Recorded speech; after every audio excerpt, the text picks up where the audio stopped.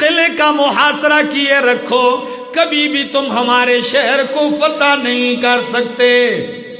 تو نے کہا کیوں؟ کہنے لگے ہم نے اپنی اسلامی کتابوں میں یہ پڑھا ہے کہ اگر اس کو فتح کرے گا تو ایک ہی بندہ کرے گا۔ عبیدہ بن جراح کہنے لگے بتاؤ وہ کون ہے؟ کہنے لگے اس کا نام عمر ہوگا، ایک بندہ کرے گا جس کا نام عمر۔ جب یہ نام لینے کی دیر تھی چیخ پڑا سارا لشکر کہ تکبیر کے نعرے، اور عبیدہ بن جراح کہنے لگے الحمدللہ فتحنا البلد، الحمدللہ ہم نے شہر فتح کر دیا ہے، ہم نے فتح کر دیا ہے۔ وہ کہنے لگے کیسے فتح کر دیا؟ کہنے لگے عمر ہمارا امیر المومنین ہے، آپ نے جن کا نام لیا وہ ہمارا امیر المومنین ہے۔ نے کہا نہیں ہم نہیں مانتے جب تک ہم دیکھیں گے نہیں، اس کی شکل ایسی ہے، پورا نقشہ بیان کر دیا۔ جب نقشہ بیان کیا عبیدہ بن جراح نے اپنے لشکر میں جس شخصیت کی شباہت شکل و صورت فاروق اعظم کے مشابہ تھی اس کو بھیجا کہ یہ ہے، دیکھ لو جو تم نے اوصاف بیان کی۔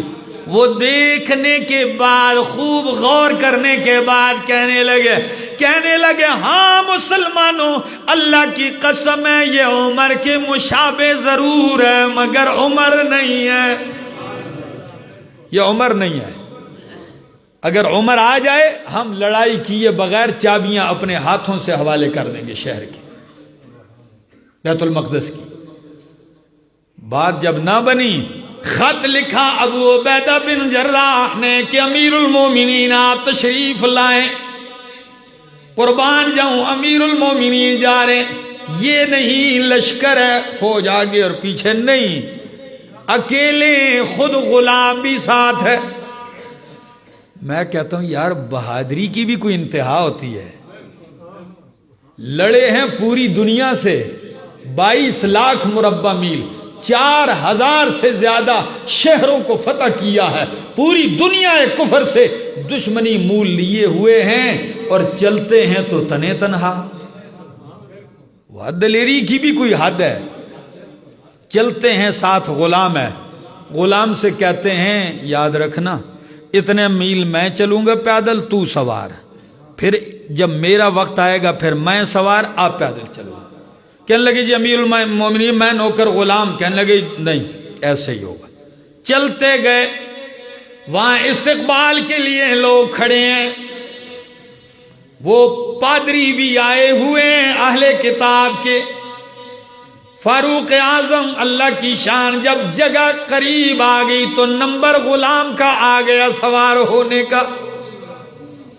غلام کہنے لگا امیر المومنین دیکھیے سامنے لوگ بھی نظر آ رہے ہیں، اب تو آپ بیٹھ جائیں میں پیدل جاؤں۔ کہنے لگے نہیں وعدے پر پابند رہیں گے، وعدے پر پابند۔ غلام اوپر ہے، فاروق اعظم مہار پکڑے آگے جا رہے ہیں، جو ہی مسلمان دیکھتے ہیں چیختے ہیں جا عمر جا امیر المومنین، عمر آ گئے عمر آ گئے۔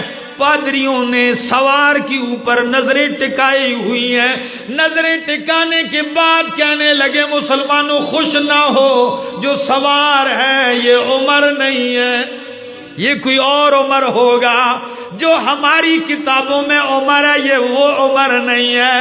عبیدہ بن جراح کہنے لگے اللہ کے بندو عمر وہ نہیں جو سوار ہے، عمر تو وہ ہے جو پیدل آ رہا ہے، عمر وہ ہے امیر المومنین۔ جب دیکھا پیدل آتے ہوئے تو وہ بھی چیخ کے کہنے لگے ہاں نعم یہ وہی ہے، یہ وہی ہے عمر۔ شاندار استقبال ہوا، چابیاں اپنے ہاتھوں سے لا کے پیش کرتے ہیں، جزیے کے لیے تیار ہوتے ہیں۔ بیت المقدس میں بلال حبشی سے فرمائش کی جاتی ہے آج آذان تو دے دینا، آذان دی جاتی ہے۔ پادری زور کی نماز کا وقت ہوتا ہے، پادریوں نے اپنی عبادت گاہ کھولی کہ آپ نماز پڑھیں، آپ پڑھ سکتے ہیں عبادت اپنی۔ فاروق اعظم نے اس وجہ سے اس میں نماز نہیں پڑھی کہ آئندہ کے لیے یہ ایک دلیل بن جائے گی۔ اب باہر آئے آپ نے الگ جگہ نماز پڑھی. یہ ہے تاریخ اسلام کی وہ عظیم ہستی. پولیس کا محکمہ قائم کیا، اس سے پہلے کوئی تصور نہیں تھا. بیت المال کا محکمہ قائم کیا ہے، صوبے بنائے ہیں، صوبوں پہ گورنر بنائے ہیں، امراء مقرر کیے. یہ آپ کی تقسیم تھی. خود ایسے، اور رات کو مدینے کی گلیوں میں امیر المومنین تنہا گشت بھی کر رہے ہیں، مدینۃ الرسول میں گشت کر رہے ہیں. پتہ ہے؟ سنا دوں؟ وقت نہیں ہے جی، پھر سن لیجئے. گشت کرتے ہیں، رات کو چکر لگا رہے ہیں باہر، دیکھتے ہیں ایک گھر سے رونے کی آواز آ رہی ہے، بچے رو رہے ہیں. آپ نے فوراً دروازے کی اور سے دیکھا، صحن میں ہنڈیا رکھی ہوئی ہے، کوئی عورت آگ جلا رہی ہے. فاروق اعظم نے دروازے پہ دستک دی. عورت آئی، فرمایا بہن کیا تکلیف ہے؟ کہنے لگی میرے معصوم بچے ہیں، کھانے کو کچھ نہیں، پینے کو کچھ نہیں، یہ بھوک کی وجہ سے بلبلا کے رو رہے ہیں. فرمایا بہن تو پھر آپ نے چولہے پہ کیا رکھا ہوا ہے؟ کہنے لگی او اللہ کے بندے، چولہے پر جو آگ جل رہی ہے یہ صرف پانی ہے، بچوں کو دلاسا دینے کے لیے کہ آپ چپ کر جائیں، کوئی چیز پک رہی ہے. پکنے کے لیے کچھ نہیں، صرف پانی ابل رہا ہے. یہ تو بچوں کو حوصلہ دینے کے لیے. اور پتہ ہے کیا جملہ کہا؟ کہنے لگی اللہ بیننا و بین عمر، اللہ ہمارے اور عمر کے درمیان فیصلہ کرے گا کل قیامت کے دن. اللہ بیننا و بین عمر. جب یہ جملہ کہا فاروق اعظم کہنے لگے او بہن، آپ کو عمر بیچارے کو آپ کی تکلیف کا کیا پتہ ہے؟ تو پتہ کیا کہنے لگی عورت؟ کہنے لگی یتولا امرنا و یغفل عنا، حاکم ہمارا بنتا ہے اور ہماری تکلیفوں سے بے خبر رہتا ہے، خلیفہ بنتا ہے اور ہماری ضروریات سے بے خبر ہے. فاروق اعظم نے کہا ٹھہر جاؤ. نکلتے ہیں، فوراً بیت المال کے چوکیدار کو جگایا، خادم اسلم نام ہے، اٹھیے. سامان تیار کیا، خوراک، گندم، گھی، آٹا، کچھ چیزیں ایسی تیار کی اور اٹھانے لگے. خادم کہنے لگا میں اٹھاؤں گا. کہنے لگے آج تو اٹھائے گا، کل قیامت کے دن بوجھ کون اٹھائے گا؟ مجھے اٹھانے دیجئے اپنا بوجھ. آپ خود اٹھاتے ہیں، خادم ساتھ چل رہا ہے. چلتے جلدی سے، آگ جل رہی تھی، اسے جلانا شروع کر دیا. چونکہ لکڑیاں ہری تھی، آگ جل نہیں پا رہی تھی. خود آپ پھونکے مار مار کے آگ جلاتے ہیں. گھی ڈالا ہنڈی میں، آٹا ڈالا، کچھ ہریرا سا تیار کیا نرم، اور آپ آگ پھونکتے ہیں. اسلم کہتے ہیں میں بیٹھ کے دیکھ رہا ہوں کہ عمر کی داڑھی سے دھواں نکلتا ہے اور راکھ اڑ اڑ کے آپ کی داڑھی پہ آ کے لگتی ہے. یوں داڑھی پکڑ کے کہتے ہیں آج کا دھواں برداشت کر لے ورنہ کل جہنم کی آگ بڑی سخت ہے. خود اپنے آپ کو مخاطب کرتے ہیں. پھر ہریرا تیار کیا، بچوں کو بٹھایا اس عورت کے، انہیں اپنے ہاتھوں سے کھلا رہے ہیں. ایک ایک کے منہ میں وہ خوراک ڈالی. جب وہ کھا کے سیر ہو گئے، فاروق اعظم دور بیٹھے رہے، کافی دیر تک ان بچوں کو دیکھتے رہے. جب تک بیٹھ کے بچے کھیلنے لگے، فاروق اعظم اٹھ کے آنے لگے. پتہ ہے ایک جملہ آپ کو یہاں عورت کا سنا. جب اور آنے لگے، عورت کیا کہتی ہے؟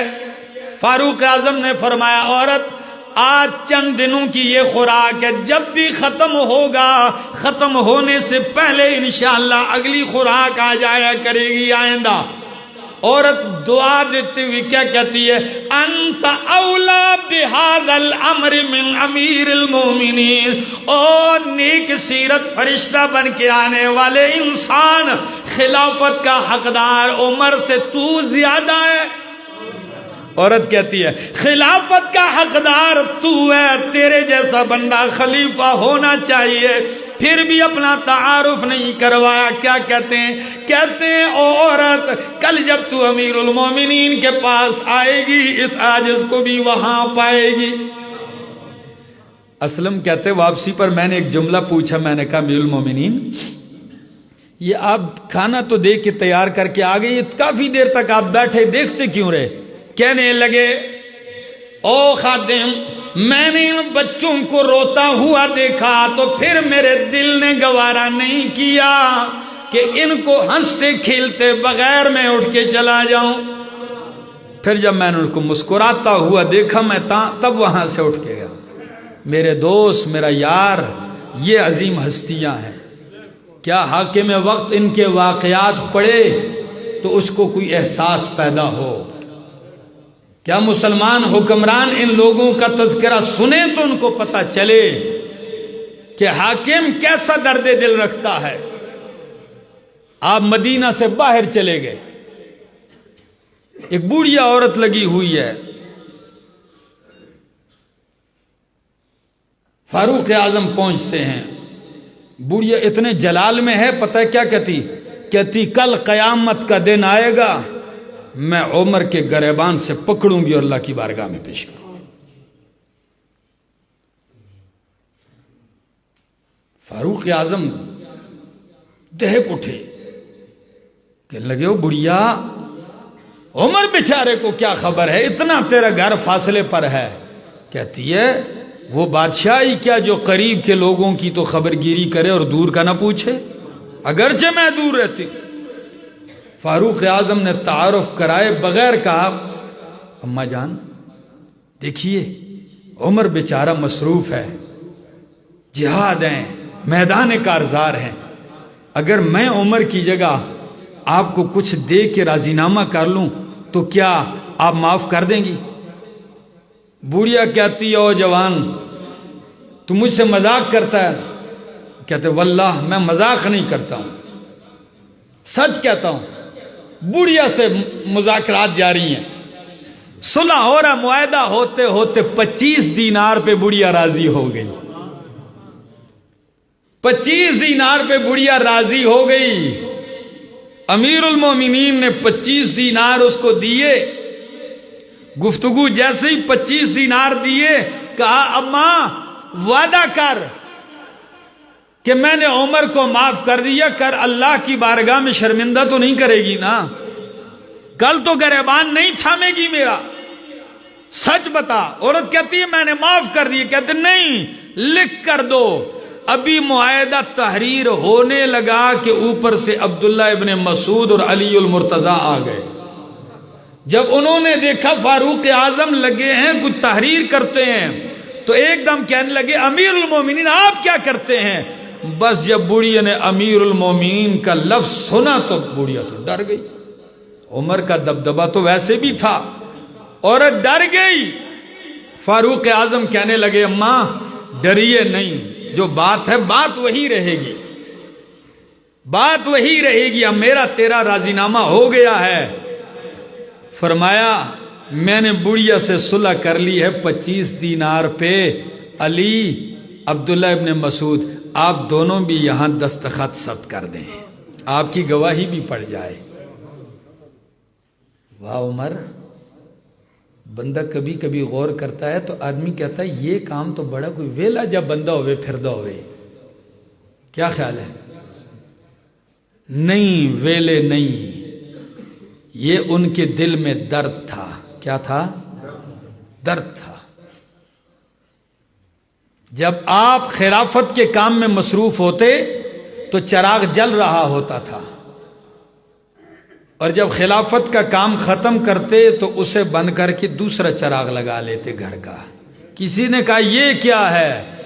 فرمایا میرے پاس اتنی طاقت نہیں کہ اپنا چراغ مستقل جلاؤں اور دوسرا بند اس لیے کر دیا ہے کہ جب تک کار خلافت میں مصروف ہوں گا تو خلافت کے پیسے لوں گا، نہیں تو نہیں لوں گا۔ جب میرا کام ختم تو خلافت کے پیسوں سے بلنے والا جلنے والا دیا بھی بجھا دیا۔ کیا میرا دوست کوئی ایسا بندہ ہے کہ میں سرکاری گاڑی استعمال کر رہا ہوں، میں سرکاری کوٹھی استعمال کر رہا ہوں، میں سرکاری پیٹرول لے رہا ہوں، میں سرکاری اخراجات لے رہا ہوں، کس بے دریغ طریقے سے ان کو اڑایا جاتا ہے؟ کیا ہے کسی میں یہ درد؟ کیا کسی کو یہ فکر ہے کہ میں نے کل پیش ہونا ہے؟ عمر اگر 25 دینار پہ ایک بڑھیا سے راضی نامہ کرتے ہیں، خدا جانے میرے دور کے حاکموں، اس دور کے مسلمان حکمرانوں، کل میدان محشر میں آؤ گے، خدا جانے تمہاری گردنوں میں کتنے کتنے مظلوموں کا خون پڑا ہوگا، کتنے مظلوموں کا قتل کا فیصلہ ہوگا، کتنے یتیموں اور بیواؤں کا کہ آنسو ہوں گے۔ آج تو کوئی پوچھ نہیں سکتا، کل جواب دینا پڑے گا۔ ان ہستیوں کا تذکرہ اس لیے میں کرتا ہوں۔ انشاءاللہ وقت نے اجازت دی تو اگلے جمعے بھی جاری رکھوں گا، یہ موضوع انشاءاللہ جائے گا، اور انشاءاللہ اگلے جمعے کے بعد اگر زندگی نے وفا کی تو آپ کو تاریخ کی عظیم ہستی علی المرتضیٰ رضی اللہ تعالیٰ عنہ ان کی سیرت کا باب بھی کھولوں گا انشاءاللہ۔ آپ حیران رہیں گے کہ اللہ نے محمد عربی کو یار دیے تھے تو کتنے کمال والے دیے تھے۔ اللہ عمل کی توفیق عطا فرمائے۔